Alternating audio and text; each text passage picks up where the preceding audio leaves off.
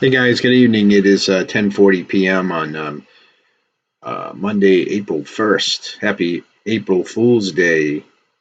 And hopefully you didn't get punked too much wherever you are. So again, it's 10:41 p.m. New York time. So of course, wherever you are in the world, good evening, good morning, good afternoon, whatever. But it is 10:42 p.m. here in New York on the East Coast. And I just want to make a quick video here. I actually recorded this a little while ago, but my recording software crashed, so now I have to remake it. So I'm going to try to do this as quickly as I can and get it posted.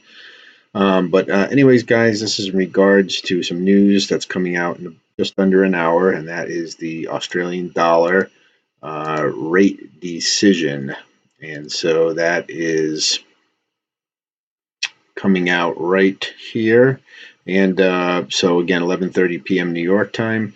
So they are not expecting to change the cash rate. They're expected to keep it at 1.5%. So as usual, these things will come down to what is in the statement. Will the Bank of Australia be keep a neutral tone? Will they be more dovish, more hawkish?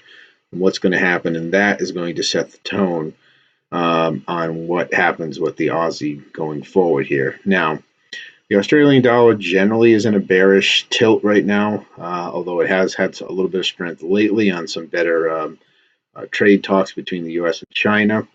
But they still are overall expecting, with the global economy slowing and what's happened with the New Zealand bank last week cutting, or not cutting, but becoming more dovish. They feel there's got to be some spillover effect with the RBA. And so, although they are, so some of these investment houses are thinking about that they'll see rate cutting this year. As far as this particular decision goes, again, at their last meeting, they left things unchanged. And, they basically just had a pretty low probability of any cut at this meeting. So again, they're not expected to change anything in terms of the rate. But the market's pretty divided. If you go and read the analyst views of this, they're kind of all over the place. Some are suggesting they're going to keep I'd say the majority say they're going to probably stay pat and just keep kind of a neutral bias. But there are a couple that actually think they may be more hawkish, and there's one or two that think they may strike a more dovish tone, and to kind of match their brethren in New Zealand.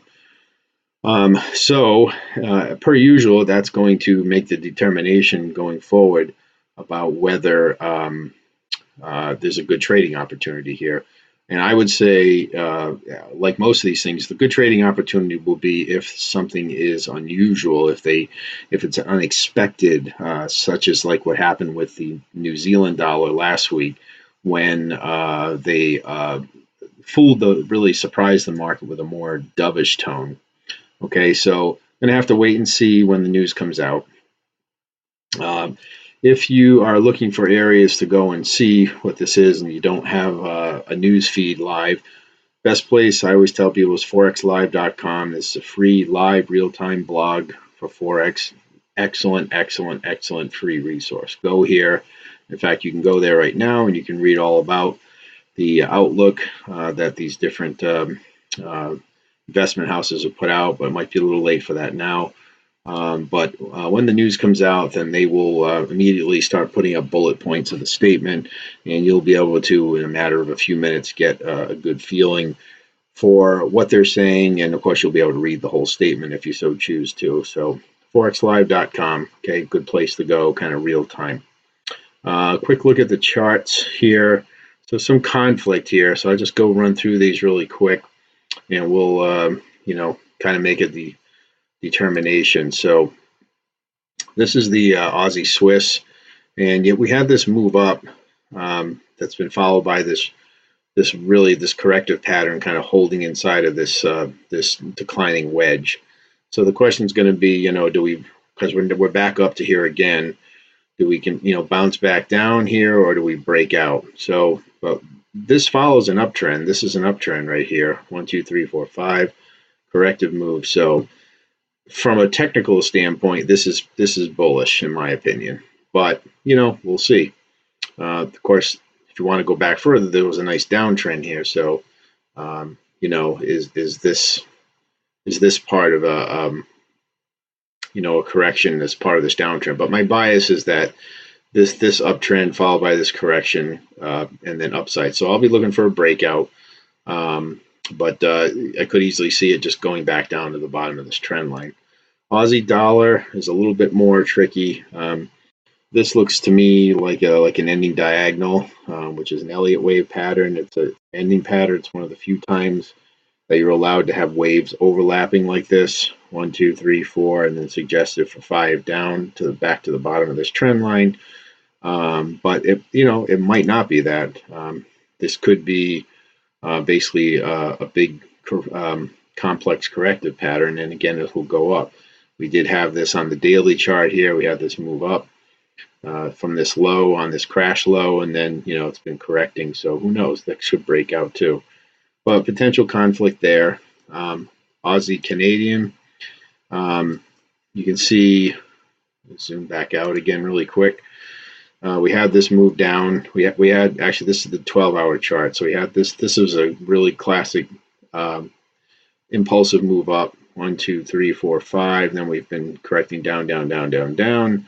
And then we broke out. We clearly broke this trend line. And now we've come back and retested it. So here we are on like the 4 or 5, 6 hour chart, wherever you want to look. And we broke out, and now we're coming back, and maybe an ABC corrective pattern, and potentially go back up. So perhaps we see a little initial spike down, and then we see this turn up. So that would be bullish. And then Aussie yen is a complete mess. This is the 5-hour chart, but it doesn't matter. Here's the 12-hour, here's the daily, and we're just in this really ugly trading range. So I haven't touched this pair in a long time. But, perhaps this could be a catalyst to break it out of this pattern. So, I'd want to see some definite movement one side or the other, but this is one to watch. The yen has weakened a little bit on risk appetite, kind of coming back into the market. So if it's positive, I could definitely see this going up. Aussie Kiwi. So now you got to remember the Aussie Kiwi has been going down for a long time. But this, potentially could have been the end of the pattern right here. And you can see we broke out of this trend line here. And I have this downtrending arrow only because I was thinking that this is kind of the end of this initial trend up, that we had a 1, 2, 3, 4, 5. And then potentially we could correct back down to this trend line and then have it turn back up again. So that's still a possibility, or this could just keep going up. So, but I think you can say, we've broken out here, and now it's just a matter of what is it going to do? Is it going to just slip back down, or are we going to maybe correct a little and then go up? Just be cautious, because again, this pair has been trading down for so long. But this could be the end of it right here, and now we're going to go up. Especially with the New Zealand dollar being so weak. If the Aussie dollar does come in strong on this news, then I could see this going up. So again, guys, if the news is positive, I think and the statement's clearly positive, then I could see a good trade going along the Aussie Kiwi, the Aussie yen, maybe the Aussie Swiss.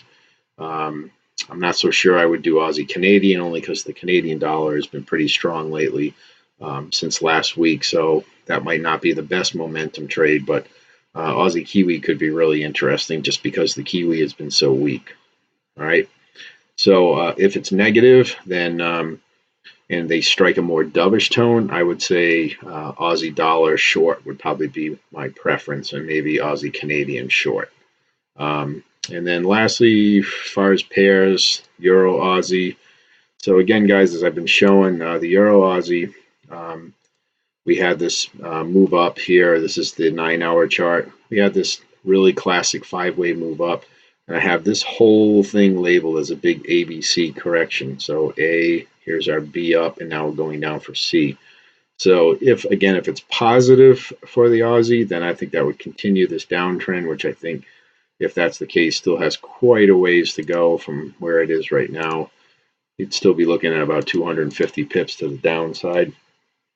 However, if it's negative for the Aussie, we have a little bit of in the red, there's a little bit of a downtrend that could be ending here, and we could see this go up.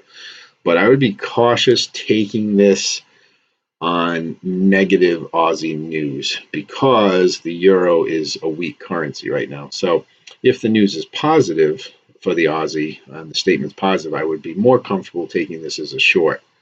So again, guys, but if it's negative for the Aussie, I don't know if I would take a long on this, just because the euro is weak, and I think the upside might be capped. So again, if it's positive, certainly I might consider euro Aussie short, Aussie yen long, Aussie Kiwi long, maybe Aussie Swiss. If it's if it's Aussie negative, then probably Aussie dollar would be my preference. So, anyways, guys, that's it. Keep an eye out when that statement comes out, and I think that's going to set the tone for tomorrow. And I think as long as the statement is really firm one way or another, that will get some good follow through during the London session. But if they don't really change anything and it comes out pretty much the same as the last one, it really might not be a trade. We might just see things chop around a little bit, and then the overall moves just continue. In which case, I won't take the trade. So I'm going to wait and see what the statement is and give it a little time to digest it, and then I'll decide. But that's what I'm thinking as far as analysis, anyways, guys. So I hope you enjoyed it. Please like the video, share it, comment, like the channel if you haven't already. If you found it on YouTube, I hope it was helpful. And perhaps I'll make a follow-up video tomorrow on what actually happened, like I did last week with the Kiwi. All right, guys, have a great night, and we'll talk to everybody soon.